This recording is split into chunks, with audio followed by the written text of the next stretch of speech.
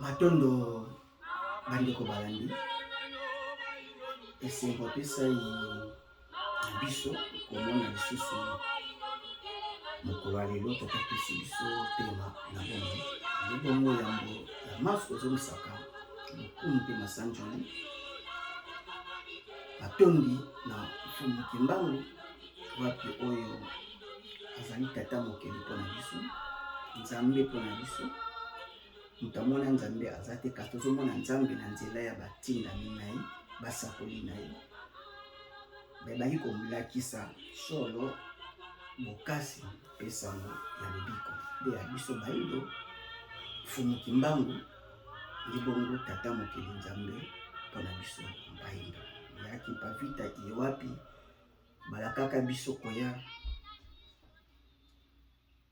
ya mfumu kimbangu mbangu difika ya swe kama wapi tomoni solo likokisi ya bilaka ya kimpavita ndakisa po ya biso akendi mbeka na botungisi nzoto na ina mbasi na libota na mpona sango oyo lelo ezala na bomoi matondo mpe mpona basantu na biso bakoko banso oyo api basalaki mosala mpe bangunza bakobaki message authentique positif ofumu kimbangu atikelaki biso bayindo matondo bongo na bana bilaka ebali kosala nyonso mpo sango ekoma na biteni oyo libungi ezali libongo omoka kozwa na banso balandi biso matondo mingi lelo bongo toye epai na bino milefu tika toyebisa bino yango ete bosabone na chaîne Tata Ngunza TV po epermettre mosala oyo ezwa vitesi mosusu bacommentaire na bino balike na bino bajeme na bino eza bongo na ntina makasi na etumba oyo toza kosala matondo lelo tokolobela manoka na mboka Congo pamba te eningisi penza media na ba réseaux sociaux nyonso manoka na mboka Congo yambo ya maso kokanisa bana fumu kimbangu bayindo oyo mingi bakei nanu bazwaki bososoli te basusu mpe ebele nanu bakotaki na bososoli mpe connaissance ya fumu kimbangu te kasi bongo bakei ndenge manoka oyo ebetaki makasi ekombe bomoi ya bana Congo ndi bongo na botosi milimo na bango ndi bongo miniti moko ya kimia ya bokanisi makila ya Congo esopani lisusu na nzela ya mvula ebon totikali miniti moko ya kimia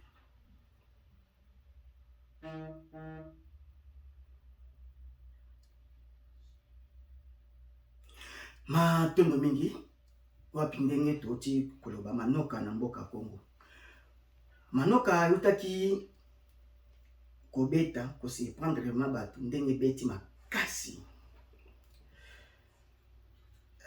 ezalaki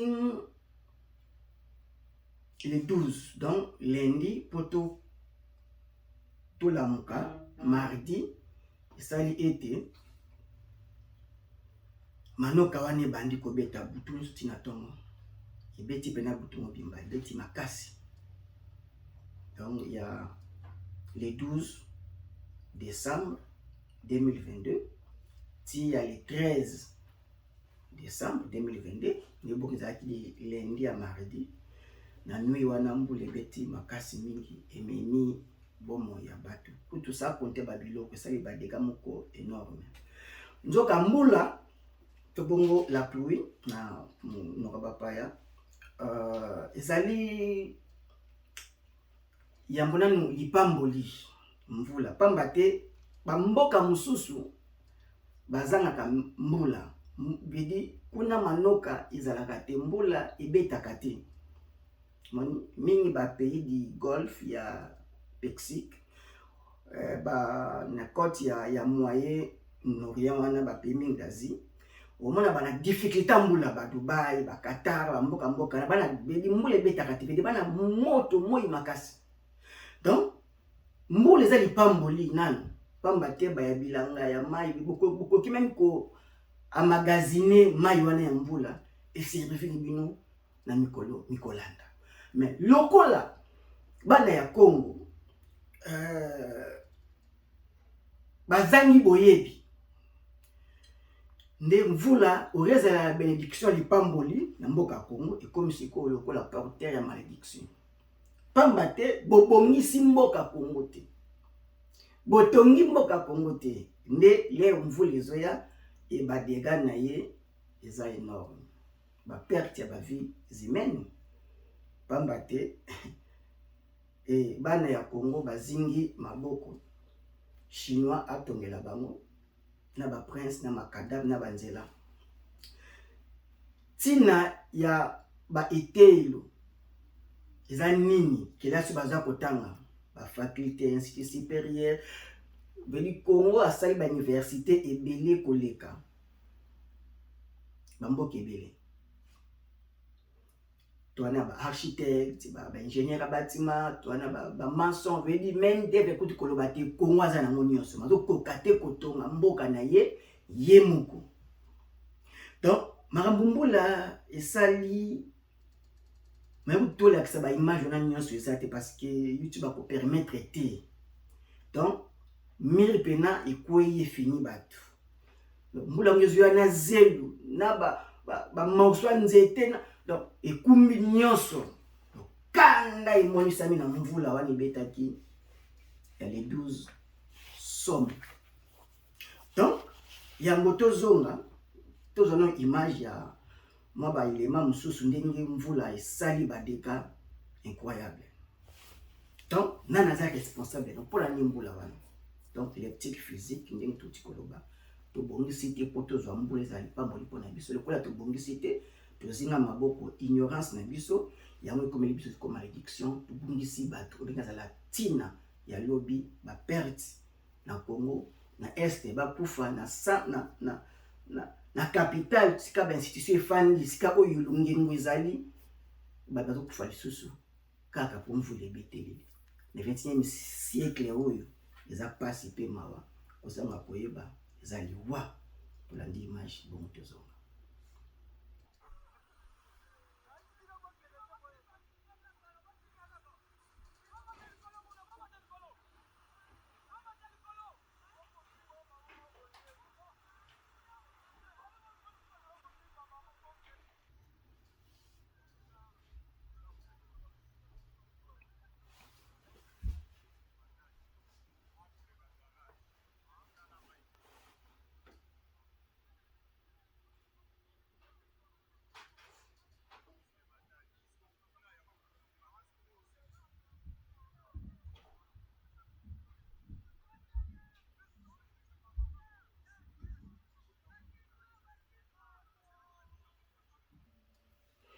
Matono bandeko na bandi bolandi image wana donc son mona se kasi image oyo ba mususu eza ma minime ya penza ya eza malamu mingi te kolekisa ba corps ba bibembe bongo na chaîne eza à la portée de tout le monde public dans YouTube à sanctionner. Donc bilan ya mbula eutaki kobeta na Congo. Donc gouvernement a déjà 140 140. Donc actuellement déjà 200 matali kolo. Si konani abomi batwana bakufi nani aza responsable. Donc l'état mutu abomi bango parce que l'état eza tout est cause ya ba construction anarchique. Donc parce que l'état peut ko délivrer bango ba papier autorisation de bâtir. L'état za ko percevoir par exemple ba document ba livrette parcellaire. L'état peut ko pesa bango. Ba pesa bambongo na bango. Donc l'état na yebi ki a batongi sengeli teki batonga.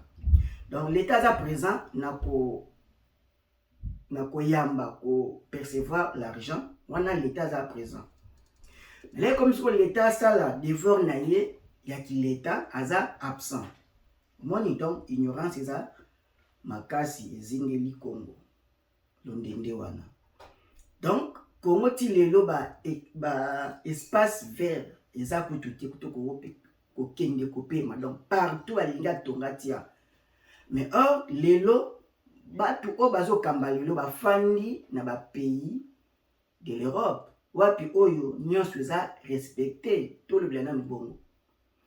Mais les baye ko kamba na pareil de l'état na centre ya ba décision ba décider et ba koki te ko mettre en application et pas au bango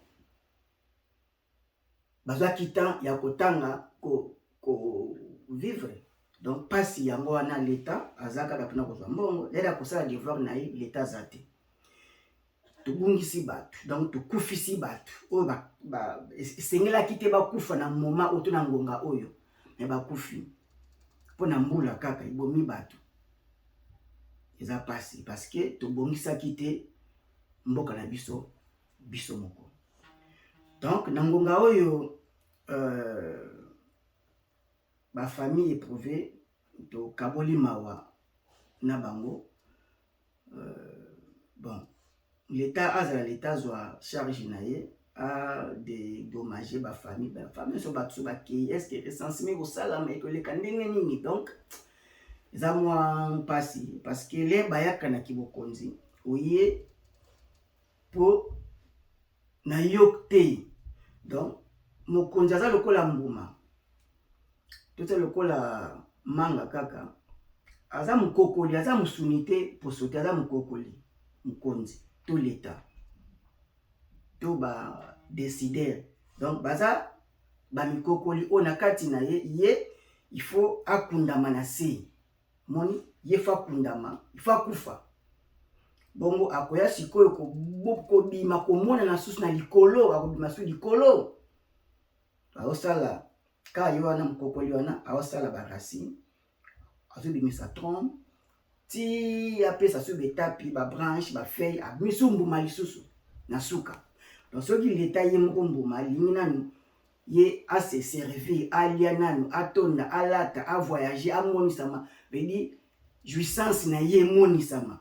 Donc akoboya kokundama na se il faut humiliation, il faut ye vedi azali loko takundama na se po apesa naissance na nzete nation ebima et ba fruit wana sikoyo nde gloire to lokumu ya l'état.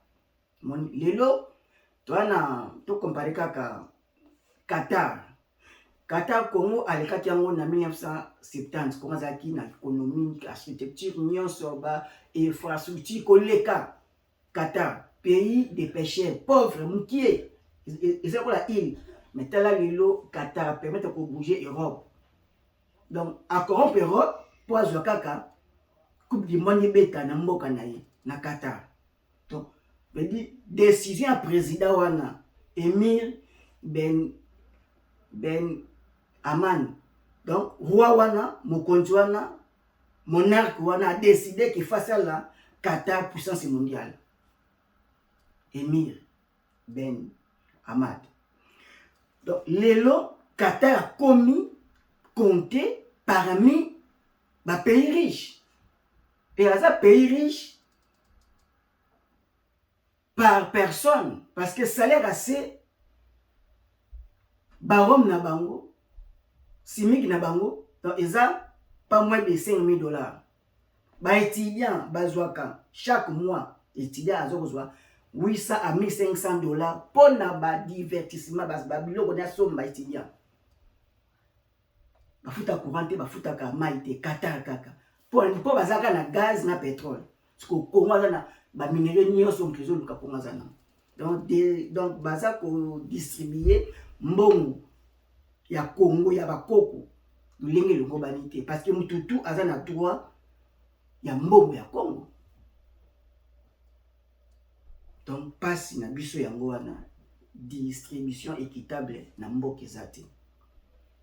Or lelo Congo nyaka zala te pa lelo Congo azali Congo to ba ngomi ngana vocation ya puissance mondiale Congo so ba tanga États-Unis ba Chine ba Russie ba mboka wana Congo aza parmi ba mboka na la puissance tala lelo o Congo azali wapi. Donc manoka na mboka Congo wana partie physique parce que to bongisa kité et toza kotanga pour to pesa les meilleurs na biso mais tozo tanga pour to saka belève jusqu'à la fin ya bomo na biso parce que to kokate kotonga mais yo otangi makambu ya kotonga parce que mboka na yo oko mettre en pratique ka o mettre tangi zo kiana ya kotanga mukolo nini to bongisa mboka Congo po eloko oyo ezonga lisusu te eza parce toza ko gérer Congo physique na batu na kati photo gérer ba vie na bango ezala molai toza ba responsable l'état za responsable ya ba mort o ba kufi lelo na mbola uti kobeta ya les 12 ya les 13 lundi à mardi ya décembre 2022 maintenant mingi partie spirituelle nango telobi eza bututu marche catholique à Sali. Il y a le 4 décembre. Catholique, azali élément nuisible. Azali à la base échec. Il y a Congo catholique. À travers qui a connivence na ba colonisateur. Catholique à permettre que la pongi ya Congo. Catholique à permettre bateka baindo na baptême ya komba Jésus ba changer kombo ke bato moum catholique. Donc catholique ya sali marche, cela veut dire baza bolonyonso ya Italie, baza bolonyonso ya Israël et baingeli na marche wana. Le baye mo bazonga izate batikali.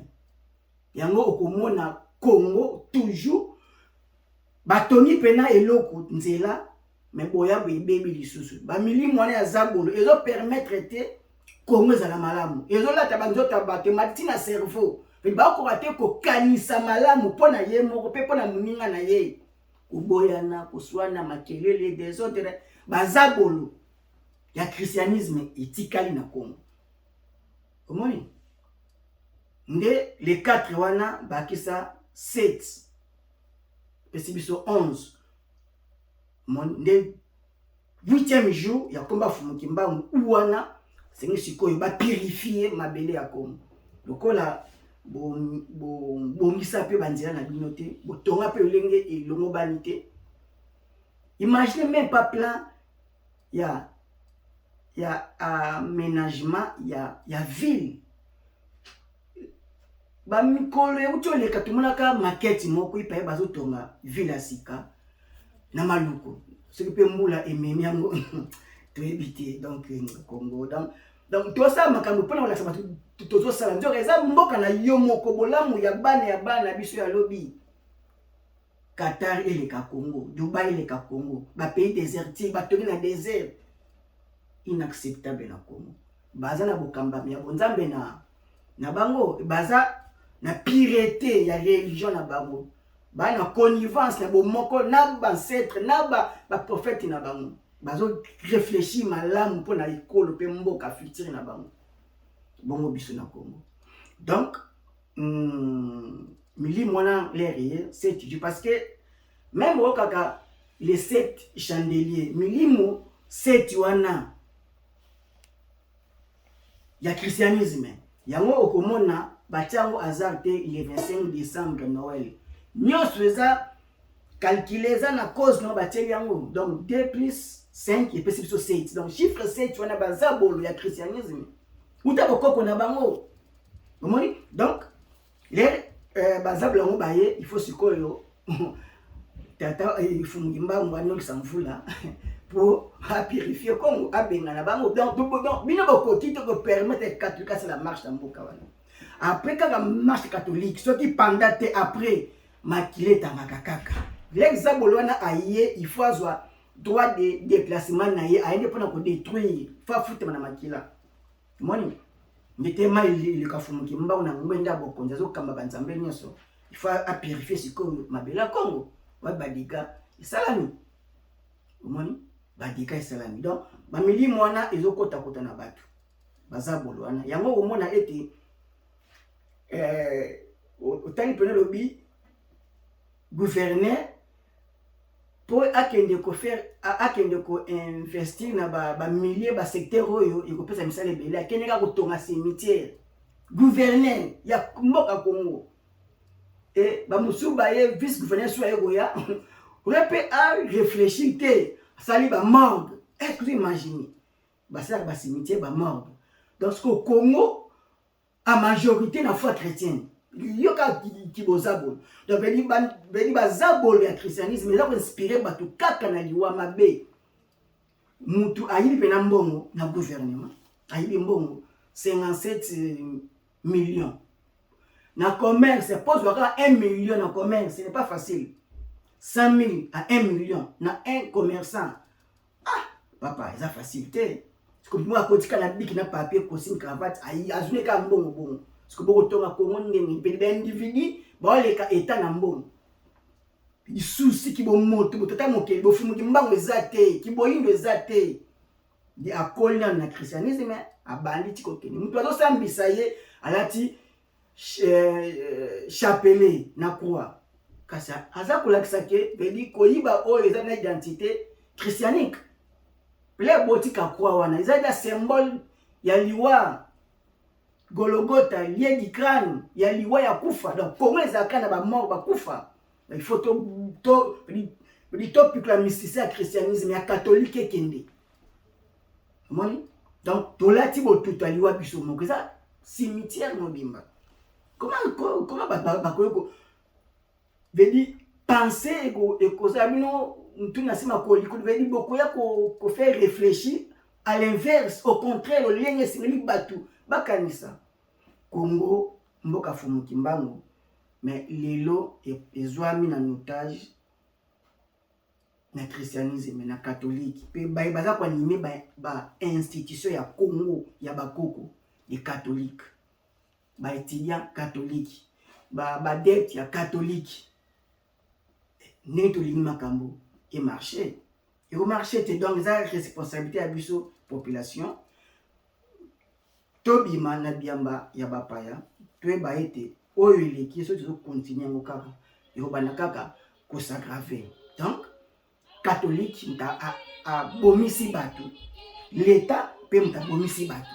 Donc l'état ya lelo eza catholicisé parce que bango nyonso telo na kaka catholique. La marche on a pour le président ya Sénat zalaka na marche ya catholique il y a le 4 décembre 2022 kaka. Donc catholique et dit mboka izotambola na mpeve ya imbi ya catholique et ndenge ni na kopesa émergence croissance abondance ya mboka Congo. Mbona ekoki to décider mboka eza ya biso mboka mike bakoki te koleka biso na économie Congo bapesi nyonso apena bato bana cerveau tokanisa malamu tokalipamboli tozomisa bokonzi ya bokoko ya fumuki mbango matondo mingi ngonga ekoki ya mwana Congo telama na bukasi ya fumuki mbango bimana biamba bapaya liweza kuna ngonga na biso ye deja wana biso ekoki fumuki mbango ndimaki to na boloko 30 ans na boloko pona biso baindo kubanda na Congo pe to makachopa matondo kakozwa kimia tata sika bozwami ngonga moyebi ingenamela baenda mutuloko mato